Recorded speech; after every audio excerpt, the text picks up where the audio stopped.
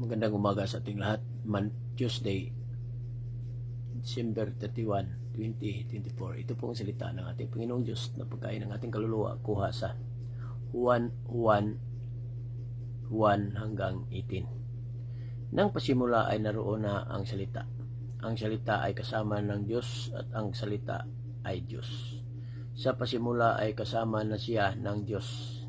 Nilikha ang lahat ng bagay na sa pamamagitan niya. At walang anumang nalikha ng hindi sa pamamagitan niya.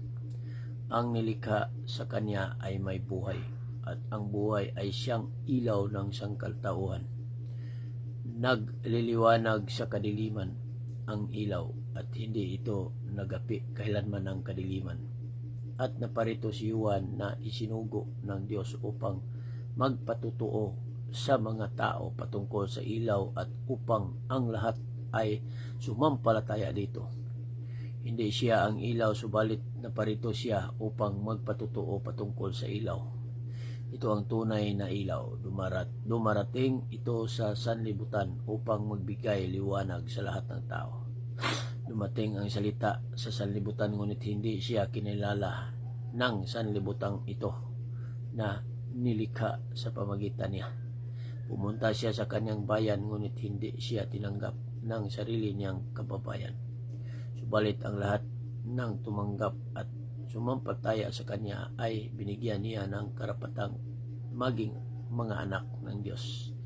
Sila nga ay naging mga anak ng Diyos, hindi dahil sa isinilang sila ayon sa kalikasan o sa kagustuhan o sa kagagawa ng tao, kundi ang pagiging anak nila ay dahil sa kalooban ng Diyos. Ang salita ay naging tao at naninirahan sa piling namin. Nakita namin ang kaluwalhatiang tunay na kanyang bilang kaysa isang anak ng Ama. Siya ay puspos ng magandahang loob at ng katotohanan.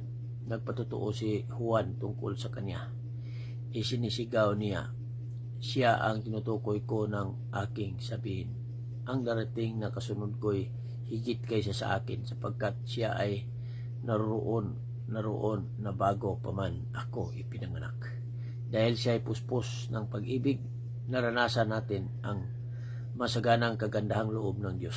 Dumating ang kautusan sa amin sa pamagitan ni Moises, ngunit sa pamagitan naman ni Jesucristo ay dumarating ang magandang loob at katotohanan.